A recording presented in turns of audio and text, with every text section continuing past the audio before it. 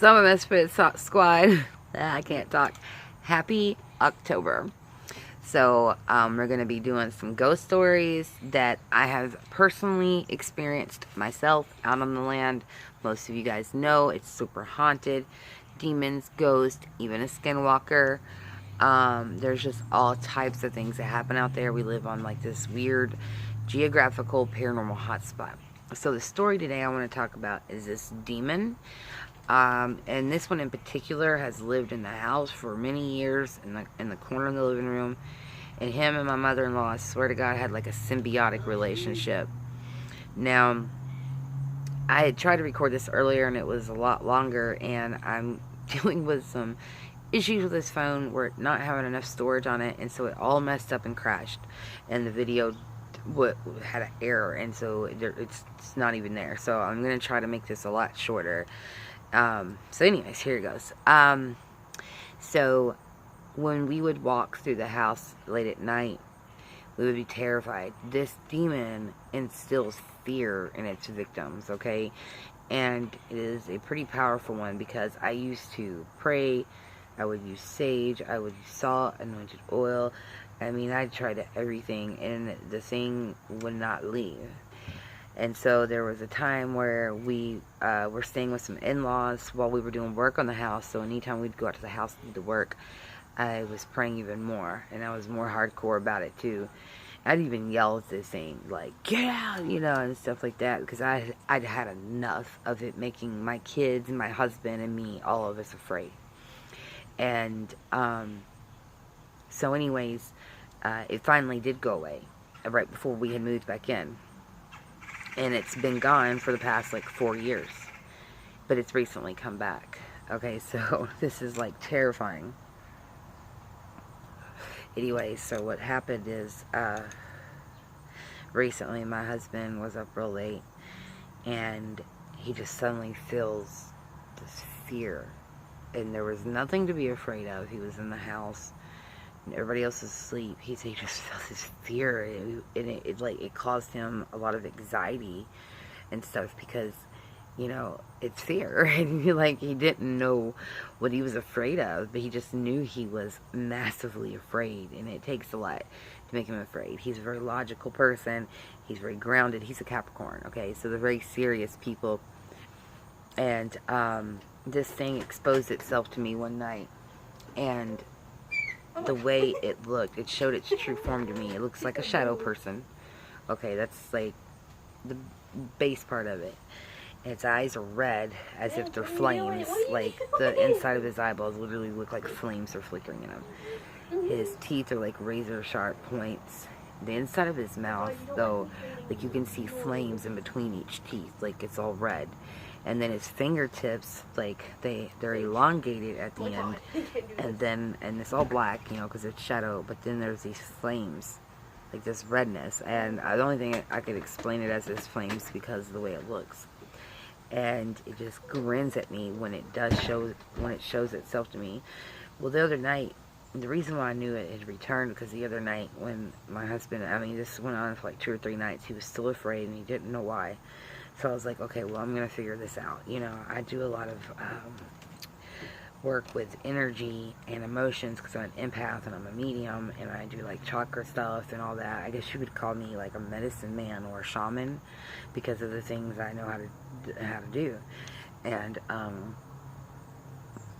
so what happened, so I placed my hand just right, because we have like our energy radiates off of us, like it's like our aura. So I placed it like right above, you know, his back, like about this far away from his skin. And I start just kind of tapping it. I close my eyes, and I'm laying in bed, so I'm very relaxed. And I start trying to, once I point out the fear, I start trying to like suck it out of him, so to speak. Sorry, that sounds terrible. Like absorb it out of him, like just pull it out, okay? And my hand's still there, and I'm just imagining all of it being pulled out and going into myself, because I was like that serious, like I didn't want him to have to experience this anymore. As I'm doing this and my eyes are closed, all of a sudden, like in my third eye, mind's eye, whatever you call it, this black, inky smoke, inkiness, like, just starts appearing, like, it's like it goes, like somebody just throw it right in front of my face. It was all I could see. And it happened about 2 times, and I kept my eyes closed, though. I'm just like, I'm doing this, you know. And I thought it was just the toxicity of the fear that was in him, the poison that it creates, that I was seeing, and it was. Then I pinpoint what was causing it, because all of a sudden her face, and I had not thought about this demon in over 4 years, all of a sudden his face popped up in front of my, like, my third eye with that big ass grin again. And it was almost like, without him even, it was like he telepathically said to me, "I'm back, bitch." Well, if we are to believe the Bible, it says, and Jesus said this, I think, that when demons leave and then they come back stronger, and they come back with more demons. So if this is the case, I got some work to do. And I've got some, you know, like, paranormal work I got to do at my sister's new place too. So it's all kind of a little terrifying right now, because this thing literally imitated my husband quite a few years ago when he was there the first time. We had come out of the garage from smoking a cigarette, because we don't smoke in the house, and my husband and I went straight back to the room, but I didn't know that. I thought, because I'd stopped in the kitchen, I thought he went into the living room, because I thought I seen him go in the living room, and then I hear, and it was winter, and I hear him hitting the fireplace with the fireplace poker. You know, it's like that clinking sound. So I start talking to him, and he replies. And so I'm just talking to him this whole time I'm in the kitchen doing something, and then I go into the living room, and because I was saying something to him, I can't remember what it was, and I stood right in front of him. He was sitting on the edge of the recliner, and it's right in front of that corner where that demon lingers at. And he replied to me. I seen the fireplace poker in his hand and everything. He was just sitting there clear as day. His voice was the same, everything was the same. So I go back to the kitchen, and I say something else to him, but he doesn't answer. And I'm like, Jeremy, he doesn't answer. So I look down the hallway, because I'm like, maybe he went to the room without me seeing him. And we have two doorways that go into our living room. One's in the kitchen, one's in the dining room, right by the garage area. And I'm in the kitchen, and I would have seen him. So I'm thinking, maybe I just wasn't paying attention. And I look down the hallway, and I see the bathroom light on. And then all of a sudden, I hear the sink faucet turn on. So I go down the hallway, and nobody's in there. So I turn all the stuff off, and I'm like, Jeremy. And I finally go to the bedroom. I'm like, what are you doing in bed? I mean, he was in bed covered up, eyes closed, everything. He says, I've been in bed since we came in the house. What? You know, like, this isn't okay. Are you sure? I'm like, I was just talking to you. Now, like I said, Jeremy's Capricorn. He's very grounded. He's a very serious person. He does, it takes a lot, too, to even make him laugh. And y'all know me, I'm goofy as fuck, so I'm always trying to make him laugh, because it's just like, you know, it's something I just have to do. I'm just like, I'm going to make you laugh, you know, MF'er. Anyways, he does not play tricks on me. He's never once played a trick on me in the entire 23 years that we have been together, okay? So, that's how serious this man is. Well, come to find out, it wasn't him in there the whole time. And I was scared. Now, another thing that would happen in our house when that demon was there the first time was we were terrified to walk through there in the darkness. It was so freaking scary. It was like, it was so bad because it felt like something was chasing you down the hallway. And you have to go through the dining room. If you're coming out of the garage, you have to go to the dining room, the kitchen, the hallway, and then our bedroom. Alright, and when all the lights were off, it was dark, you know, it's just so dark out in the country, you know, there's no, like, extra lights out there shining and stuff, so it's super dark, and, I would be walking through the house, and I'd be terrified. I felt like something just had its, like, hands just, like, this far away from me, and was just, like, breathing down my back and chasing me, and so, there were many times that I would run. You know how you, like, when you're a kid, and like, you gotta walk over to your bed, you know, after you walk in your room, and you're like, I don't want my feet anywhere near the bottom of that bed. Something's gonna grab me and yank me under. And so you just take off running and then jump into bed real fast so nothing grabs you from underneath. Yeah, it was that kind of fear, but worse. Like, amplified by 100.